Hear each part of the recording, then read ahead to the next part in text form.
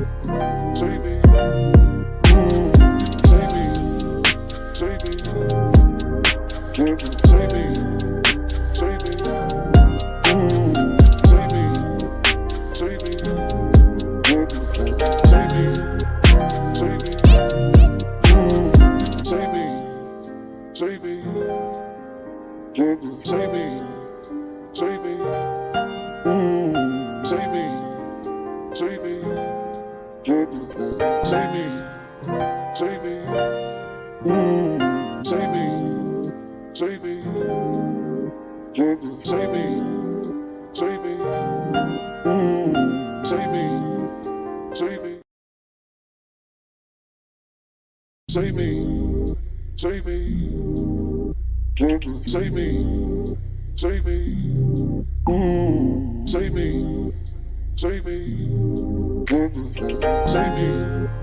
save me,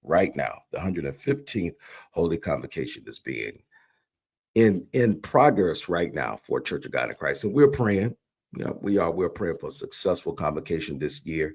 I plan to be there next year, but I'm definitely going to aim in 2024. So that is on my agenda for 2024, is to make sure that I am at aim, and I'm going to try my hardest to be at convocation next year. So again, welcome. Listen, I'm so glad to see you all once again. You all know the conversation is where it's at. And guess what? We have an update for you on tonight. Yes, we do. I have an update, and I'm going to be there. I have a special guest that's going to be coming in tonight, later on, that's going to share some information with us on tonight. And it's very important that we do listen and pay attention. Okay. Just want everybody to listen and pay attention. Conversation is where it's at. And guess what? I'm going to tell you right now.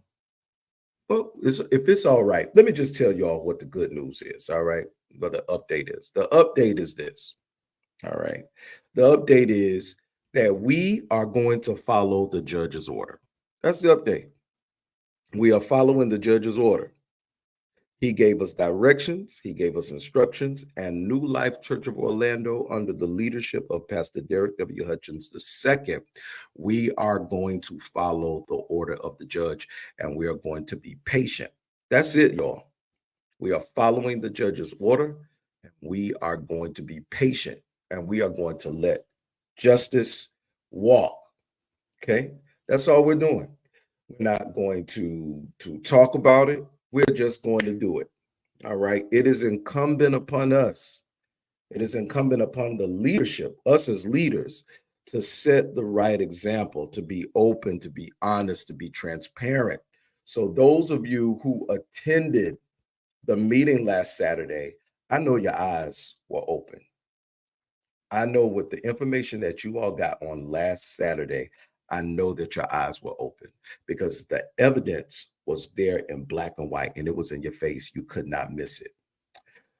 For those of us who did not have the opportunity to be at that meeting on last Saturday, we still got some of the updates. So I know the updates are out there, because we left the meeting, and I got phone calls about the meeting. So I'm not even trying to sugarcoat that. The information that was shared and the photographs that I saw, the evidence that I saw, was truly, truly disheartening. And it's disheartening to know that we as a body, for New Life Church of Orlando, we have been mishandled as a people. We have definitely been mishandled. We have been mishandled. It's very sad. If you were present, you saw the bank statements and you saw the signatures on the checks. You saw the bank statements, you saw the signatures on the checks, and you also saw the amounts. These were not personal accounts, as some so have been foolishly led to believe. If you attended that meeting, you saw the transactions, you saw the ledger. Let's say it like this. Let's say this: the bank printed out a ledger of all the transactions that had taken place, and what you all saw that took place in a month. Just in a month, you saw the amount of the checks that were written on that ledger, and you also saw the signatures. You saw the amounts, you saw the signatures. Let me say that again. If you were present in that meeting, you saw the amounts and you saw the signatures when the evidence was presented to you all. And I know that it was an eye opener for a lot of people, and it wasn't something that you didn't know, but what it was more of a realization of the truth, right? And I think that for some people who are in this and who have been going along, the hard thing is that there are people who know the truth, who have seen the truth, but the acceptance of it is hard. I'm gonna tell you why. It's hard because we have what is called the halo effect. We are dealing with the halo effect. Now, Elder Marcus, what is the halo effect? The halo effect is when a group of people who have a trusted, quote unquote, a trusted spiritual leader, and when that spiritual leader does something that is found to be foul, and it is not, and it seems like it comes from an outside source, then that causes people to have what is called a halo effect, and you just refuse to believe it, even when the evidence is laying slap out in your face. But I think that on Saturday, what the people saw was so disheartening and turned them off so much that they decide we're not going back there. We just there is just no way. And you saw the signatures, y'all. Y'all saw the signatures. So there's no need for the person, somebody's out there being mad about what we saw. We saw your name. We saw your name. And we saw the amounts. We saw your name. We saw the amounts. So I have a question. I have a question for those of you that are in here, that are in here. I have a question for you. And the question that I have for you all is this. How should the legacy of a man as accomplished as Bishop Derek W. Hutchins was, how should that legacy be represented? Hmm. If you can, like, how do you even begin to think how should that legacy be represented? Someone just type in anything in the chat, your suggestions as to how you think that a man as accomplished as Bishop Derek W. Hutchins was, how should his legacy be represented? How should we, as the remaining, continue his legacy? Think of his back as a runway, right? And we are supposed to use that runway to fly, to take off, because he set a really great foundation, and his back is a runway. And his untimely death should have been an opportunity for the church to come together as a unit. We were robbed of that opportunity, but now we are regathered. And I want someone tell me in your words, just type it. How should his legacy be represented? How should it? We're supposed to use his back as a runway. This man has done tremendous work in the community that the church is in, the community, wherever New Life was, they did tremendous work. Wherever the house was, the community was blessed. Wherever the house was, the community was blessed, right? Ivy Lane, wherever the house was, from Ivy Lane moving forward to the present place where we are now, the community was blessed by the presence of New Life Church of Orlando, formerly OIC, formerly Malone Memorial. It was blessed. The community was blessed. So how should that legacy continue? His work in the community, his work in the city, his work in Orange County, his work internationally, his international work.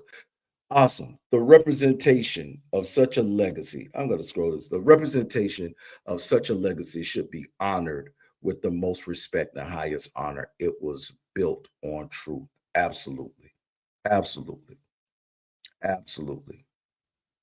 Bishop was connected to people around the world. He was connected to people around the world, right? So I want to kind of, because there are so many things that were happening. There was an email that went, I'm sorry, not an email, but you all may know that we were given orders by the judge. The judge gave us direction. Oh, here's another one. Here's another one. His legacy should be held to the highest standards. Listen, y'all. It should. It should. His legacy should be held to the highest standard. The representation of such a legacy should be honored with the most respect and highest honor. It was built on truth. His legacy should be honored, should be held to the highest standard. He did work in the church of God in Christ. Like, he was a giant. There's no doubt.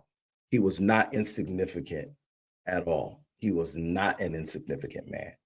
And to me, where we are at our church, where we are in our ministry now, is we have to rebuild. We have to take charge and we have to rebuild. We cannot stay in this degraded state that we are currently in. We can't do it. It's terrible. The church is on decay, decline, ruin, On these are the things that we as a people are seeing because the leadership is seriously lacking. So let me continue. I want to dispel a myth.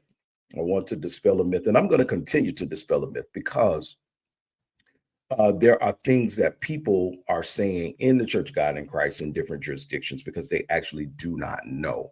And they're also getting the information second and third, fourth, fifth, and sixth, seventh, eighth, ninth, tenth hand. Those of us who have been in it since the very beginning, since December the 5th up until this present time, we know the ins and outs of everything that has been going on. So I have to dispel a myth. No, you know what? It's not even a myth. Let me just be clear about it. It's a lie. The lie being perpetuated by certain people. Okay. I need not even mention the name because we all know, those of us who attended New Life and have any sense of what is going on, we all know who's starting this lie, right? So this lie that has been perpetuated, it was said that we attempted an insurrection.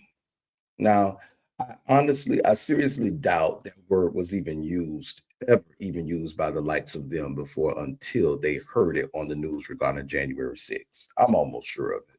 Now, have I used it? Yes, because I fought in war. I remember it from school, elementary school, junior high school, some parts of college. We talked about insurrections. We talked about coup d'etat, all kinds of things, right? So let me back up to let the people know we follow the rules of the established bylaws and we voted. That's what we did. We did not have an insurrection. There was a covert insurrection. And by that, I mean the pastorship was seized covertly from under our noses. And we weren't aware of it until it was too late. And when you are in a place of like grief stricken, sometimes things just get away from you because your focus and your concentration is on what is actually happening at the time, right? And that what was happening was to the members was the death of someone who we loved so much. That's what was happening with us. That's what was happening with us. We had people that were just all over the place. All right. So we followed the rules that were established, the bylaws, and we voted. We invited all church members. We mailed letters to all the board members for them to say they didn't know, because I heard that. They need to blame that on the person who received the mail because she did not tell them that they had mail. Everything that we did was done in accordance, and the word was getting out anyway because people have a friend and a friend and a friend and a friend. So there are even some board members. When we had that meeting was set up in a Zoom. And it was also set up in person. We had a Zoom and we went in person. We had quite a few things that were happening. We had the Zoom and we were also in person, right? So that's right, Drina. They knew about that meeting. There ain't no way for them to be sitting up here talking about they didn't know. And it was not a hostile takeover. They knew. That's right. Hey, Drina. That's right. Deacon Williams, it was not a hostile takeover. We had a meeting. It was a Zoom and it was in person. One board member showed up to the meeting. He was cordial, nice, cool. We shook hands, we talked. And then as the meeting proceeded, he stood up and read a letter. Okay. And then he left. Now, that letter wasn't read with much protest. He was shouted down. We shouted him down. We didn't boo. We just kind of, hey, not in this process because we asked you not to do that and you did it anyway, right? Anyway, I'm not mad because I believe that he had questions, right? I believe that he had questions and he wanted answers and he hates where we are as a church. I believe that. Trust me, I believe that he does know he does not like where we are. At least I hope. Okay, I hope. Now, the invite went out to all the members of New Life, and some showed up and some didn't. All right. We even had 2 board members that were in the Zoom. There were 2 board members in the Zoom, 1 board member present in the meeting itself physically, the others were virtually. These were all church members. Okay. So, in the process, people were told in a church service by Mr. Dennis, you may have heard about a meeting. Don't go to that foolishness, that mess. It's a bunch of disgruntled people over there. And a call went out telling people not to come also. So Mr. Dennis was inside church telling the people don't come. And a one call went out, which had Tangela's voice on it, telling the people not to come. Now, she showed up to the Zoom. There was another board member in the Zoom who showed up. And one of the other board members came in to the meeting itself. So there were 3 of the board members. Okay. So I don't know if they got their letter or not, how they found out they were there. So that let's dispel the myth. They were there. Okay. We had a vote. We had a vote. There was a vote and we voted. There was a tally of votes for Mr. Dennis, and there was a tally of votes for Pastor Derek W. Hutchins II. And in that original vote, Mr. Dennis got 2 votes out of all the people. I don't need to tell you all how many people were in the Zoom and how many people were in the meeting that were actual members of the church. Because the only people that came in that were allowed in, it was being monitored, were people who were actual members. And everyone who showed up in person and everyone in the Zoom had an opportunity at that time to vote. If you did not vote, if you did not come to the Zoom, you heard about the meeting. You heard about the Zoom because it was anybody who told me that they didn't hear about it was lying. And the reason I know they were lying is because they were close in the thick of it. And the man said it online. On the live at the church service, the man said, I know you heard about the meeting. Don't go. You did not come. You didn't vote in the first round. That's all right. Let me tell you what we did. And while I'm getting ready to go into what we did, because I want to dispel this rumor, I'm going to keep on spelling this. There was no hostile takeover. It was done by the book. I'm going to bring my special guest in. He's getting ready to come. When he sits back down, I got a special guest. I'm going to bring him in. All right. So this is what we did, ladies and gentlemen, on that following Sunday morning. Hey, Sister Loretta. Hey, everybody. On that. Hey, brother Stepney. Hey, how you doing? On that Sunday morning, all right, we walked into the church that Sunday morning. They had Sunday school. I came to service. Church was getting ready to start. I was sitting in the church. Okay. All right, y'all. Hold on just a minute. I'm getting ready to bring my special guest in right now, y'all. Y'all clap for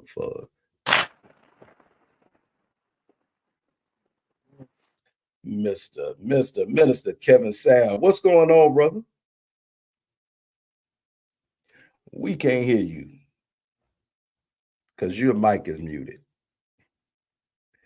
Tech savvy dude. He's so tech savvy. He ain't got his mic on. I'm gonna let him work on that. I know, right? How you doing, bro? You doing all right? Yeah, I'm good, man. How you been? Say that again. I've been doing pretty good, man. Just taking it easy, looking up, moving forward. I said I've been taking it easy, looking up, moving forward. Don't say that yet. Don't say that yet. Don't say you looking up and moving forward yet. We ain't got there yet. Hold on. You jumping my gun. Hey, listen. Okay. Yeah, the people been looking for you, man. You know, the saints at New Life have been asking about you. They've been looking for you. Let the people know what's up and what you've been doing, man. Yes, sir. So, we've been pushing the reentry initiative. When Bishop was alive, we had implemented a curriculum for the fatherhood, acclimating fathers who have been incarcerated back into their homes with their children. That is a big initiative that Governor DeSantis also stands behind. There was a grant that was placed in April of last year that provided funding for organizations that took part of that fatherhood initiative, bridging the kids back with their fathers who have been in prison. We even went to the extent of getting the children to be allowed to go into the actual prisons to visit their parents. So that was a big, major step for us. But I've been working with the Jack Brew Foundation. Jack Brew, he's also a former NFL player for the New York Giants. He sits on um, the Commission for the White House for juvenile justice. He also sits on the board for the Department of Juvenile Justice as well. And we have implemented a fatherhood initiative program here in South Florida, Central and North Florida as well, that will provide major resources, jobs, vocational training, housing, food, clothing to the communities. So I've been pretty much boots on the ground right now, man, building a ministry. I'm doing kingdom work, reaching the masses. Been doing a lot of traveling, just dealing with the young people, ministering to the young people, just doing work for God, man. That's what's up, man. Now, right before you came in, I had mentioned to the people that I made a statement or asked a question actually. And the question was, how do we treat, or how do we move forward on a legacy of a man as great as Bishop was? And the things that you are continuing to do. The thing is, how should the legacy of a man as accomplished as Bishop Derek W. Hutchins be represented? And the things that you were talking about were things that Bishop wanted and loved. This was a program that you and Bishop talked about for a long time at the church, and we had it up and running. And what were you told in the days following Bishop's passing?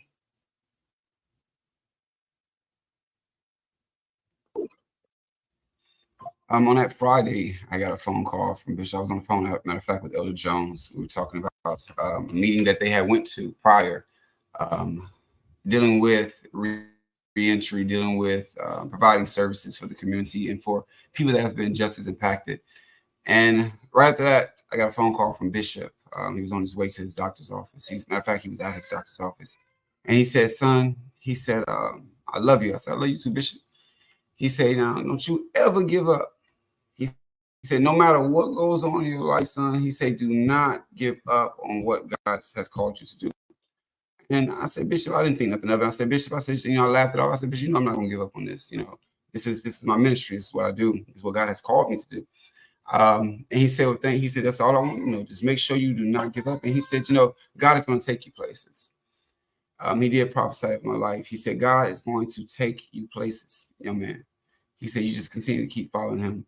And everything that Bishop has spoke to me about on that Friday has came to pass so far, has came to pass. I mean, I have propelled into places to be able to reach the magnitudes. We have a podcast that is broadcast through every correction facility in the United States called the Death or Prison Podcast. Not only is it in every correction facility so far as county jails, youth detention centers, and every prison in the United States. We're also in Australia. We're also in North Europe, Britain, and also South Africa. So we're reaching people. I mean, we get thousands and thousands and thousands of letters every day about young men and young women who have heard our stories and who has watched the podcast and have, allowed God to come into their lives and transform their right where they at. So it's been effective ministry, man. It's been effective ministry. Whenever souls are getting saved, ministry is effective. It's doing just exactly what it is that you put out for it to do and that God instructed you to do. So, and we in that time now. We're in that time that we have to go back to doing effective ministry. Yeah, that was I believe that.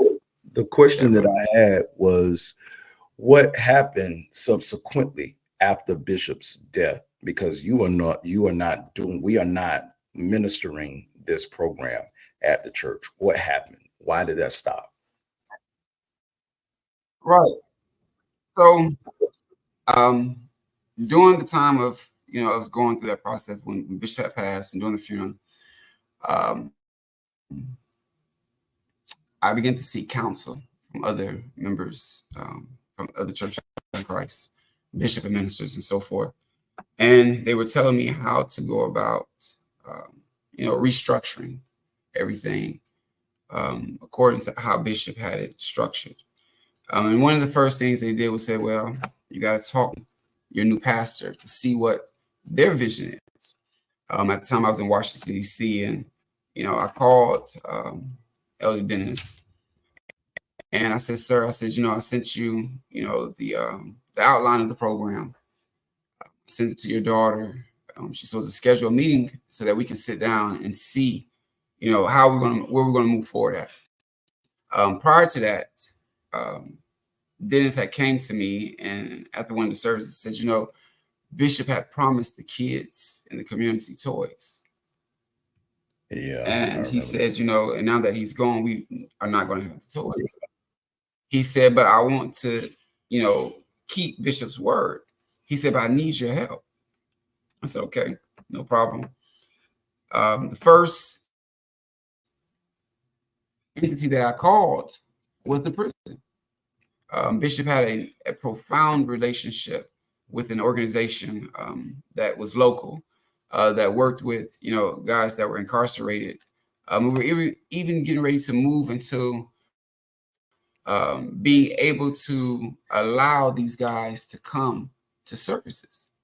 We was moving in that direction. We had already got the security clearance. We were just waiting for the go. Okay, we had to get some car insurance. Someone had to appoint someone for car insurance. And we had already did the outline of the security for those guys coming into the church. That's one thing that Bishop wanted to do, wanted to get the guys into the church. So once we had got approved for that, I had went back and, talked to Dennis, like I said, and just updated him on everything where we were at with he came and inquired about the house that we were supposed to purchase next door to the church that Bishop had arrangements that were set up and in place to be able to acquire that property within a short period of time. We even had an investor that said, look, God has put it on my heart to donate $500,000 to the church, in regards to the reentry program. So with that being said, he inquired about the house. We need to close on the house ASAP. We need to see what's going on with the house, where we stand at, and get to it ASAP. That was a sense of urgency in regards to the house. So I said, okay, well, we're gonna do prison ministry. It's nothing is gonna lack here. We're gonna continue to move forward with the vision of Bishop. So I called Dennis, a facility where you can watch sports. I'm not gonna say a sports bar, but he was somewhere watching the game. Wait a minute. All right. Say that again. I said, where is? Back up. What did you say? When I called him, he was somewhere watching the game. I think he was at. He was at where? I said when I called him, I was in Washington. It was on different times. And I called him and told him, I haven't been at church, where I was at and what I was doing. I said, and we had partnerships in place with some major components that will eventually bring revenue to the church in order to incorporate even larger ministries. Bishop wanted to not buy just that house. He wanted to buy several houses, to be able to house not only the young men, but then the young women, and not only the young women, and then the kids that have aged out of the Department of Juvenile Justice. So we had major connections with major entities that would have been providing us the clients and the financial resources to be able to provide for these individuals once they have came back into the community. Bishop was looking into opening a barber college, partnering with Larry Roberts out of Chicago. He has a partnership with Walmart, where all of his barbershops are going to be in the supercenters by a certain period of time. Right. So we were even in collaboration with him about purchasing the property down the streets that all right, CVS and Powers to turn that into actual. Hold on. So, ladies college. and gentlemen, So hold on a minute. Hold on. So, ladies and gentlemen, understand that those of you that the ministry that Minister Sabbath was doing was very well put together. It was well organized. It was well planned. And these are the areas that we were going into in partnership with the different entities that Minister Sabbath was able to gain partnership with for prison reentry ministry, and our church, New Life Church of Orlando, was going to be a focal point. Now, I want you to get to the meat. Why are we not doing it at our church? What happened?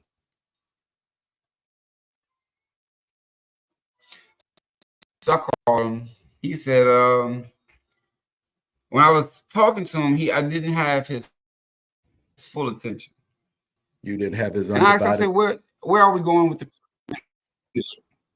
I did not have his undivided attention, because when he came in, when he started to give me feedback, it was, nothing in regards to what I was saying. I said, well, sir, let me ask you this: what is your vision for prison? He said that he don't see lines with the church, and he wanted me to show them how prison ministry lines up with the vision of the church. And he said he didn't see it. And before I could have caught myself, I said, well, sir, you didn't have the vision. Bishop had the vision. Bishop had the vision. So it's not pretty much for you to see at this present moment. It's just for us to execute, of course. And it was a passion of his. And the people, entities that, dealing with any type of government agency, they don't get partnered up with, especially dealing with the private sector that we were dealing with. They don't attach themselves to any type of religious entity. Okay.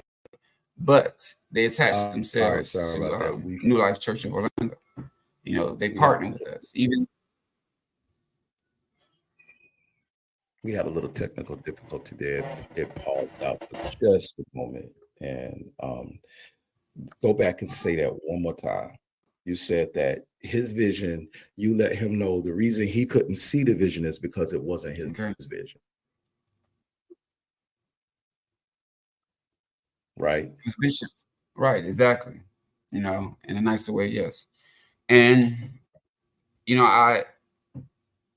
Bishop, without even effort, established partnerships with entities that don't normally partner with religious, entities. So that being said, even with the private sector that we were dealing with, they don't partner with no religious organizations, not because they don't have a belief system. It's just because of the fact of what business they are in, and all the different components that they work with prevents them from being able to do that. But they had partnered with New Life. They partnered with Bishop Hutchins. It was something that they saw within our church in the capacity of ministry.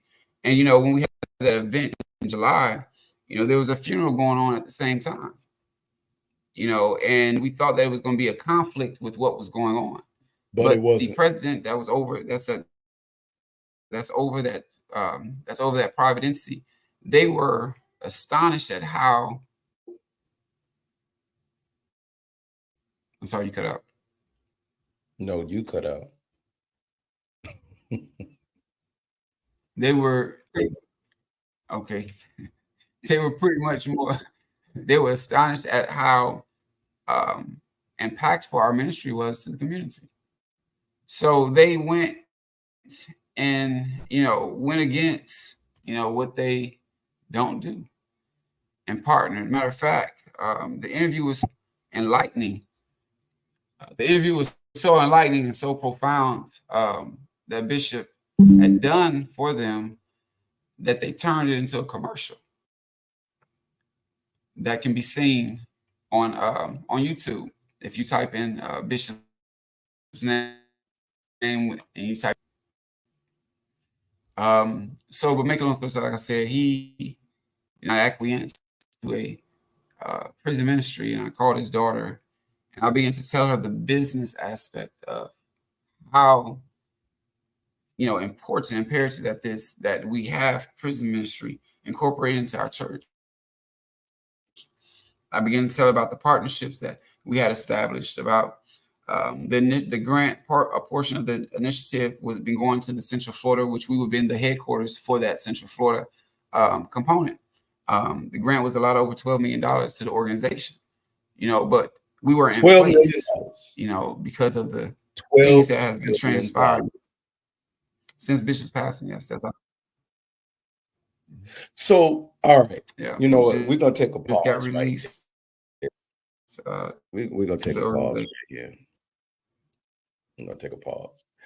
I have to go back to this insurrection thing that we were talking about. I gotta hit this. Because I want the people to understand there was no insurrection, ladies and gentlemen. There was not an insurrection. It's not what happened. When we got to church that morning, Pastor Derek and I, we walked into the pulpit. We sat down quietly. Pastor Derek looked over and spoke to his uncle and said, and for those of you who don't know, he looked at his uncle and he said, "Good morning, God bless you." And he smiled. That's what he said. How do I know? Because I was sitting right there. I walked into the pulpit with him and I sat down right beside him.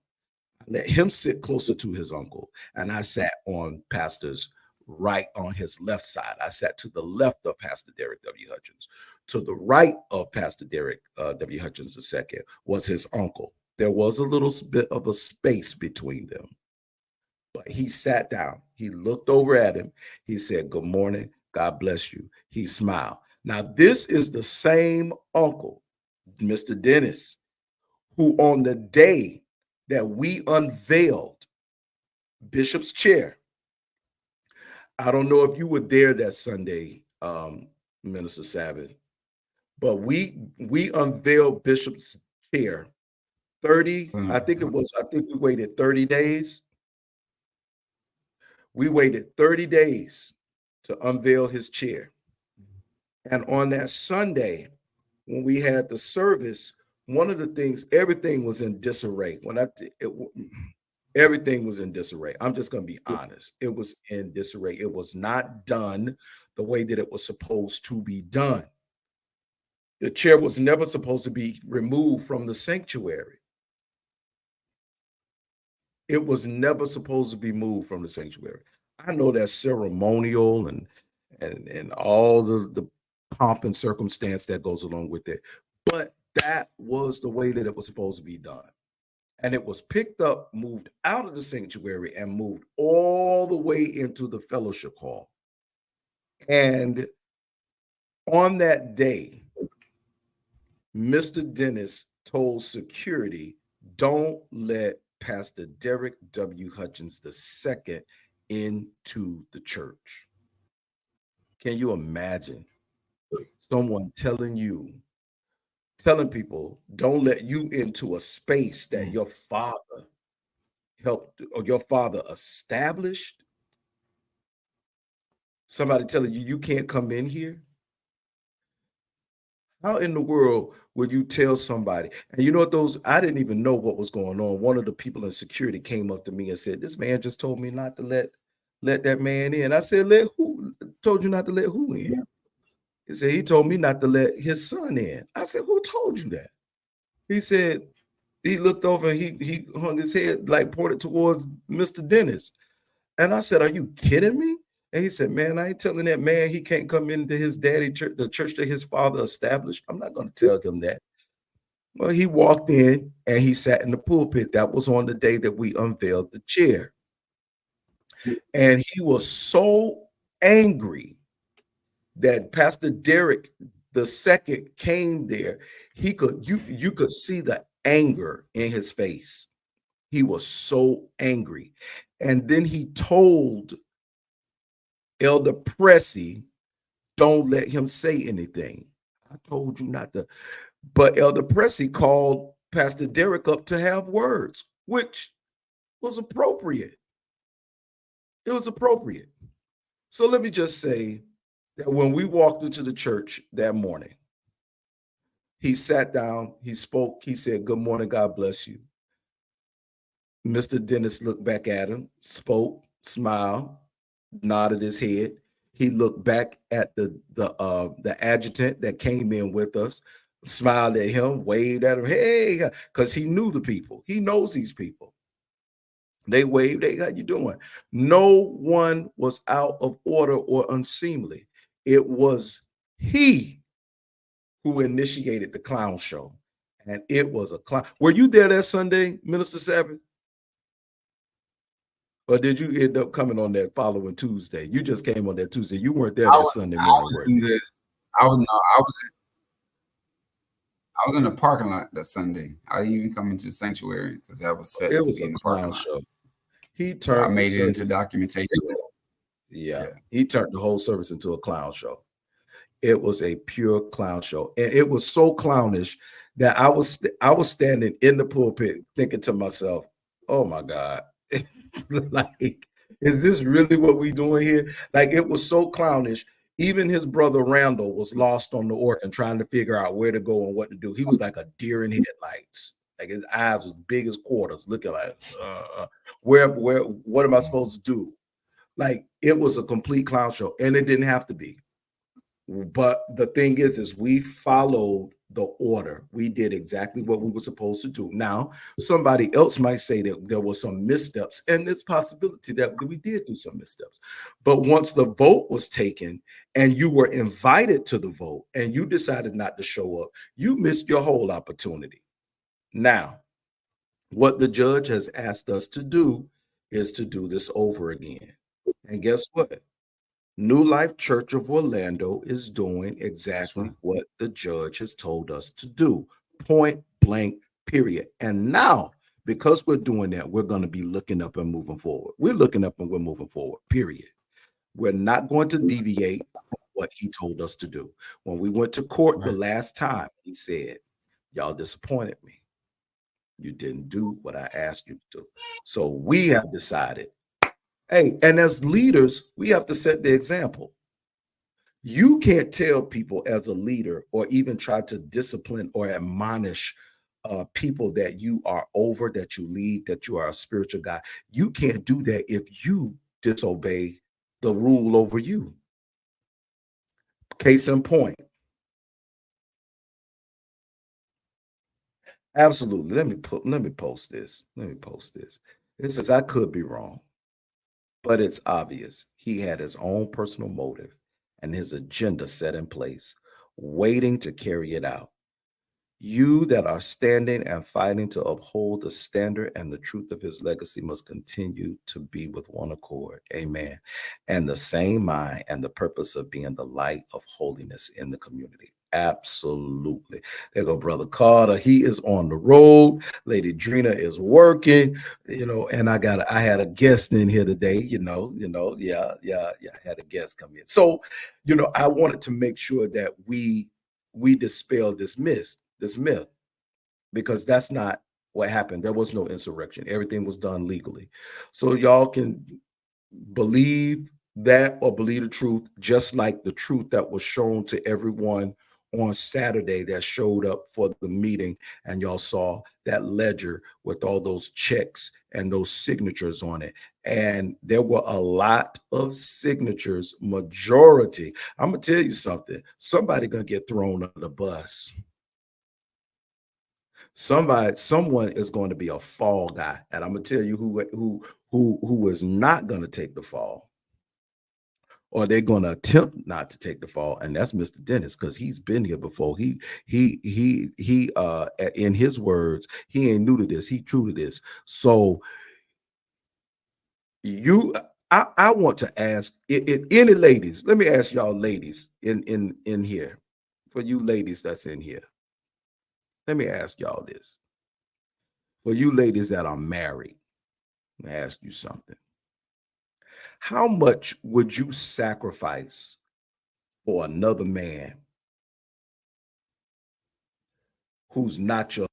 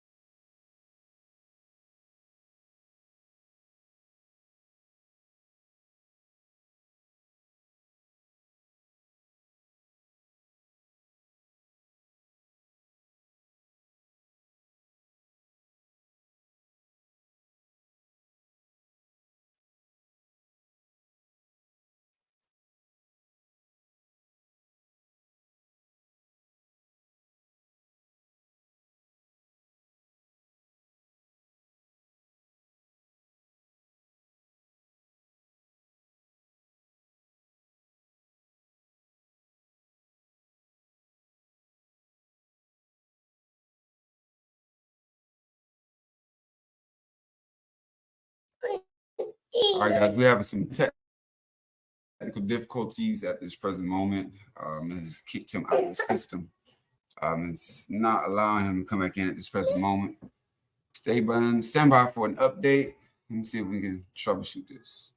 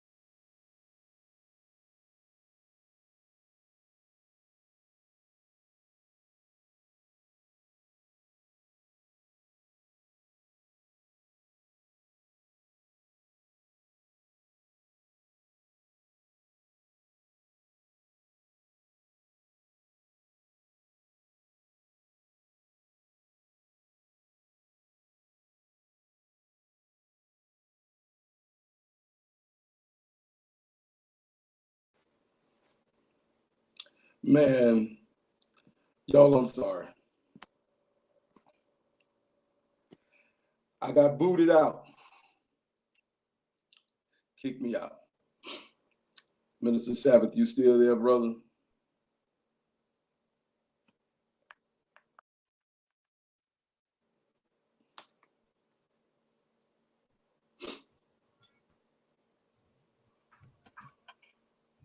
Yes, sir. I'm here. Had to jump on the iPad real quick, bro. Like crazy. So anyway, I lost my thought. That was your connection that was bad. I think it's the platform, bro. It's actually the platform. The platform does this every now and then. So anyway, where were we?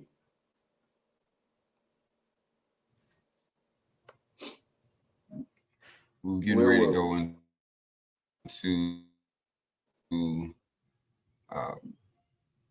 it's not the day of the insurrection.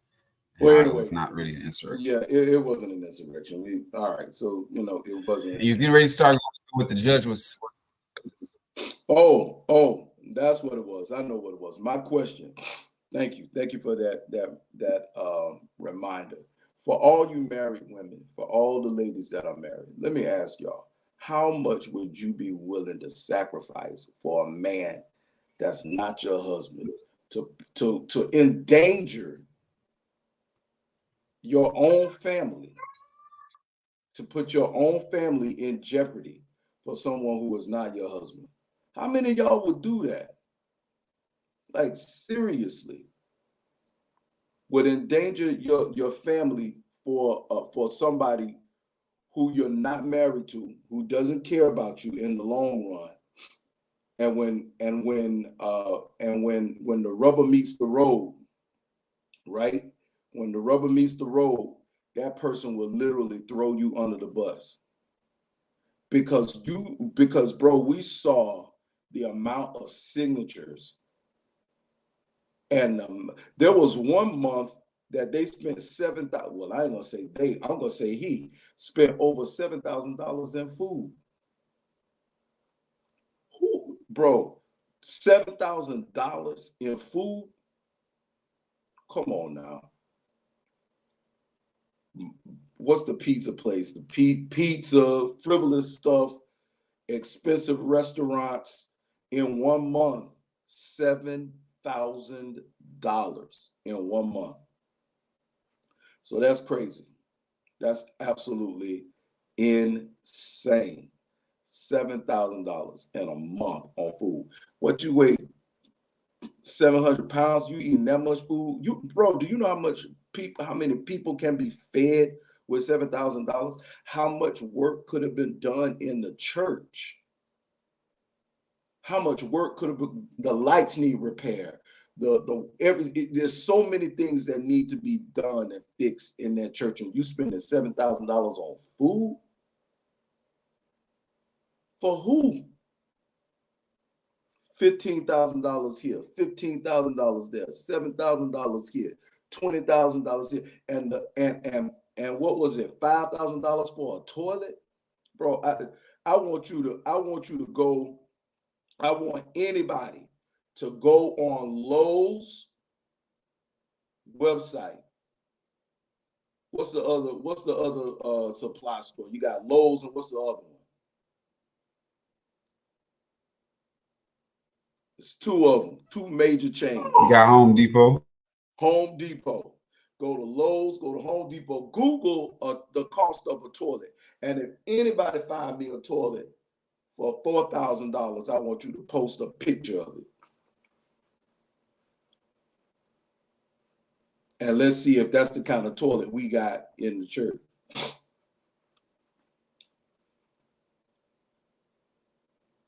Just a toilet. Now, you know good and well. We know good and well. Toilet don't cost no $5,000.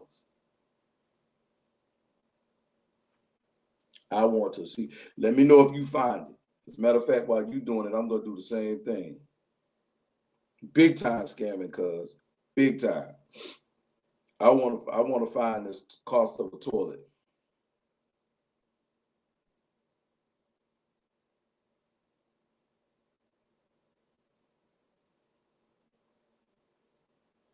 Guess what? For a toilet, you're going to spend anywhere between $99 to $2,000. Let's round up from $100 to $3,000. That's how much you're going to spend for a toilet. That's a price range. And that's an approximate cost, bro. That's at Lowe's. The most expensive toilet at Lowe's is $2,500.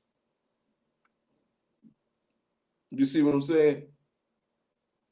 So anyway, let me ask you this, bro, because this is what I brought you on for.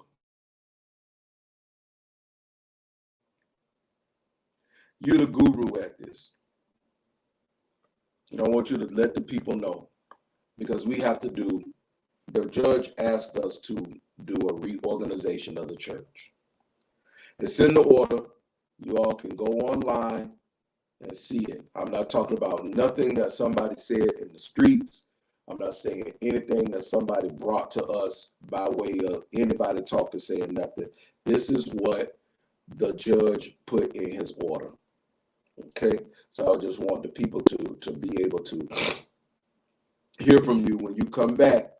When he comes back, he's going to explain to you all what is a board member and what are their duties, and specifically the three top seats of the board consist of, or the top four, I would say, the president, the vice president, the treasurer, and the secretary. So the four main, and then the other board members would be trustee board members.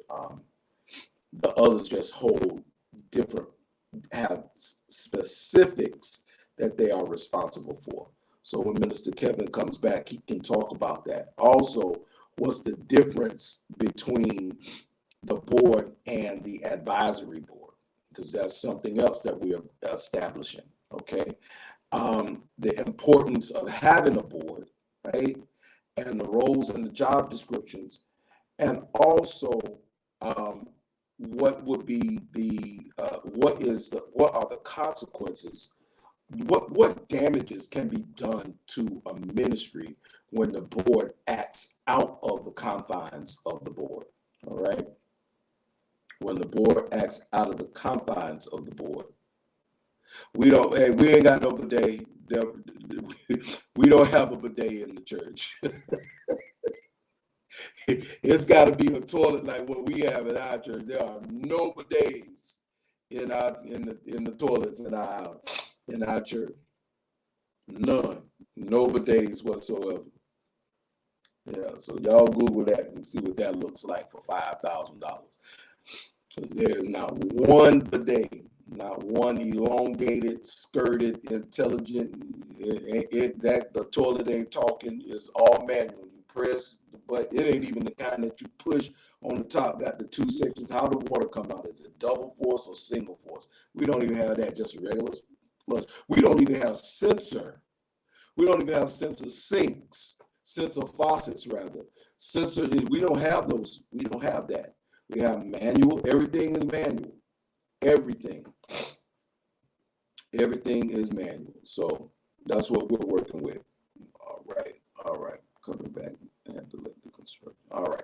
So anyway, when he comes back, he's gonna talk briefly, and we're gonna have to like push it because I gotta go. You know, it's 9:30. I think what we're gonna do is I'm gonna end it on this point because we got some work to do. And because of all these technical difficulties and me having to come out and come back in on another platform, on another device, was just, I don't have control of any of the other stuff that's going on. So we are looking up, we are moving forward, we are doing exactly what the judge told us to do. And that's how we have to do it, ladies and gentlemen. We have to be leaders that follow the rules, the regulations, and we have to set great examples. We have to be able to do that because the people are watching us. They're watching us. They're watching what we're doing. They're watching how we're doing it. And we just want to be on the side of right. That's all. New Life Church of Orlando, we want to be on the side of right. We want to do what is right. Yes, we want. Thank you. Thank you so much, cousin. We want to do what is right. If you are involved in your ministry, you really need to know what the bylaws are. You need to look at the bylaws and make sure that they are written in accordance with the guidelines of the state. The state has a statute wherein a 501c3 has to operate. The state, every state has one. All right. I don't know what it is for Georgia. I don't know what it is for Alabama. I don't know what it is for California, Texas, Virginia, South Carolina, North Carolina. Every state has, but I can guarantee you this. In each state, the statute maintains democracy and a democratic process. Anything outside of that will not be recognized by the state in which you reside. So very briefly, Kevin, I'm not going to hold them much longer because we just got a few more minutes, brother. What I want to ask you to do is let the people know what the four main, not that anybody else on the board is not important, but you do have four people that have specific duties. You'll have the chair, the vice chair, or the chair or the president, the vice president or the vice chair. You have the treasurer and the secretary. What are the duties? Right. So you have your board chair or your board president. You have, for the board chair or the board president, the board chair oversees the board's work and often facilitates the board meetings. Also, the board chair is generally the primary person who works directly with the executive director or senior to make sure that the things within the church are running smooth and keeping the board informed.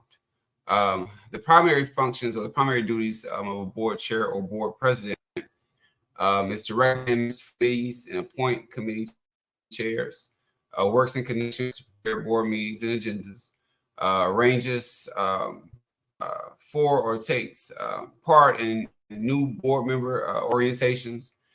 He takes the lead in executive directors and evaluation. So the chairman, he evaluates the CEO. Okay, he evaluates the president. He gives evaluations. He monitors what the other board members are doing. He assists in recruiting qualified new board members. He serves as the nonprofit spokesperson as needed, and he takes the lead in the annual board self-evaluation processes. Then you have your vice chair or your vice president. The vice chair has similar roles. The vice chair, his responsibilities is main focus is all the other board members, while the head chair focuses on the actual CEO and monitors his role. He's also supposed to be obedient to the chair. He's also he runs the board meetings as requested by the board president. Whenever the board president is absent, he serves as the nonprofit spokesperson as well if the board president is not present. He sits with the board's president's duties. He completes special duties as requested of him to do. And then you have your secretary.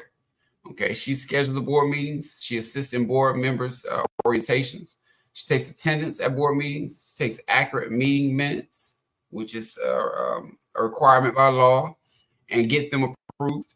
She maintains board records. She also ensures she secures storage of official board documents and contracts.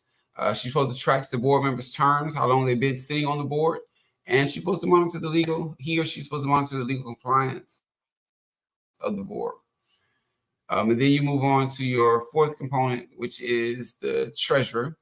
The board treasurer, his position requires someone that has experience in financial accounting, practically for nonprofits, more so. The treasurer also needs to make sure board members can access the financial reports in a timely manner, which is why it's critical to use a board management software that kind of helps them integrate the finances within it.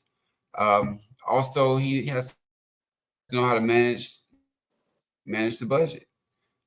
Take the lead when it comes down to annual audits. Besides, he's supposed to be the main person that is leading the annual audit. He goes into vet for the outside auditor to come in to do what it is that they're supposed to be doing that tax, doing the yearly tax reporting.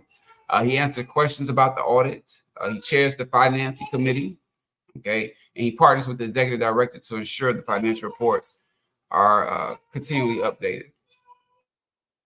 And therefore, you have your executives, so to speak, of your board, and then you have your board member at large. Okay, that's the body of the board.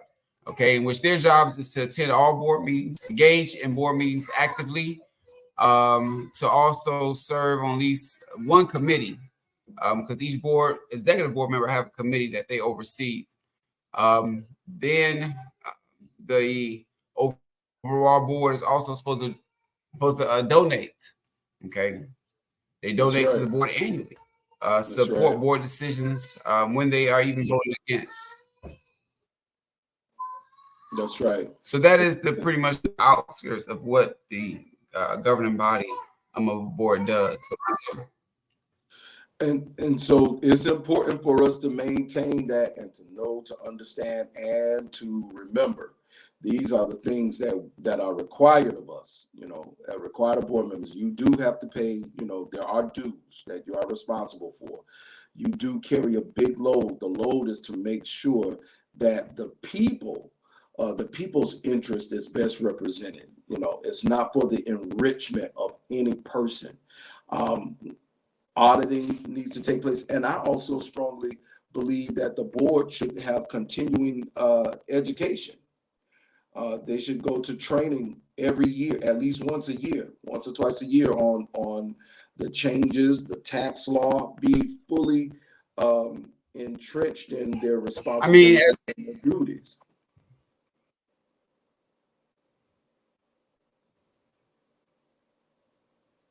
I can't hear you. I totally agree with you, Elder, on that. I said I totally agree with you on that. And even the board, if they knew how significant and important their role is, they're legally binding to this. Yeah. You know, and for you to be legally binding, that means that if anything transpires that is outside the normal scope of a nonprofit organization, you're going to be held responsible for it. You know, criminally, civilly, you're going to be held responsible. So it's imperative that, you know, the board members do take courses. You know, it should be a requirement, you know, to sit on the board, that you have to take the classes to be, you know, knowledgeable of the different laws that can affect you. Indeed. I'm totally agreeing with you, bro. With Indeed, absolutely.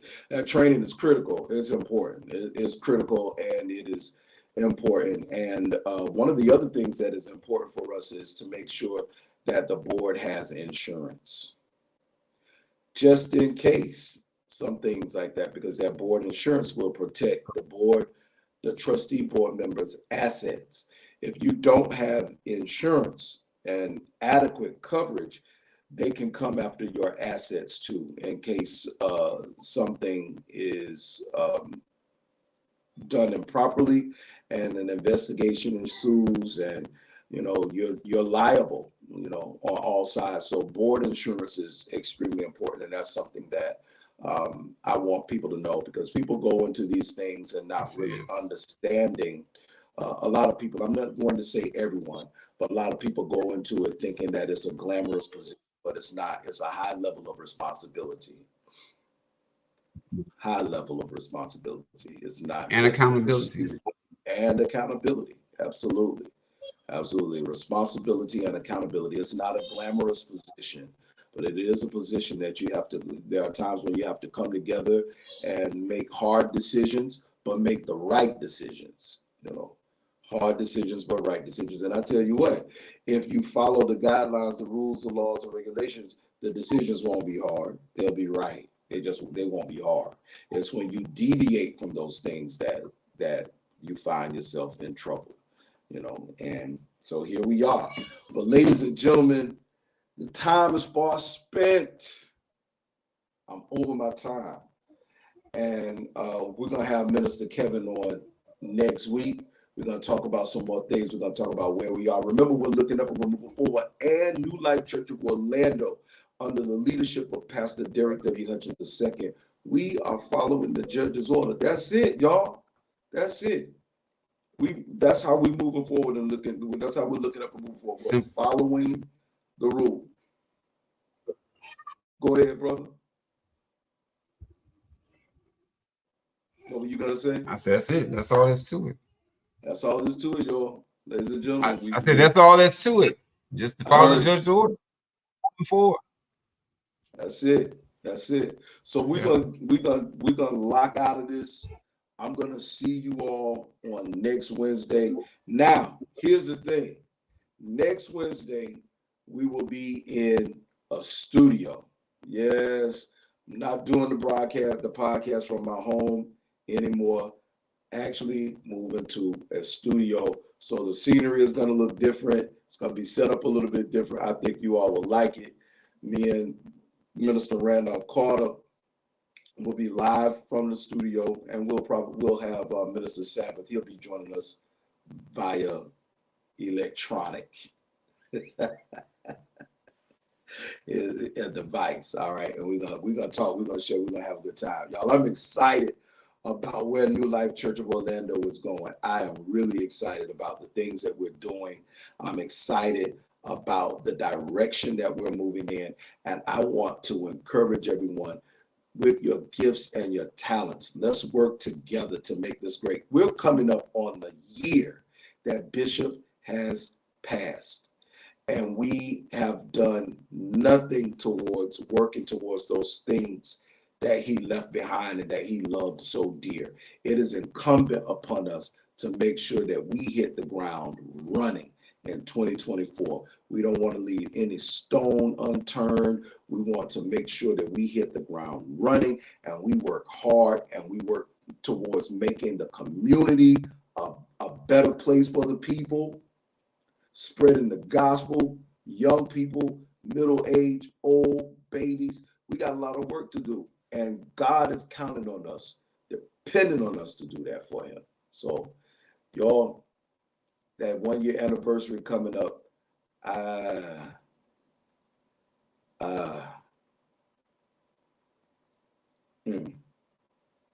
1 year. All right, ladies and gentlemen, we love y'all. We out. Peace. Adieu. Love to see y'all on next week.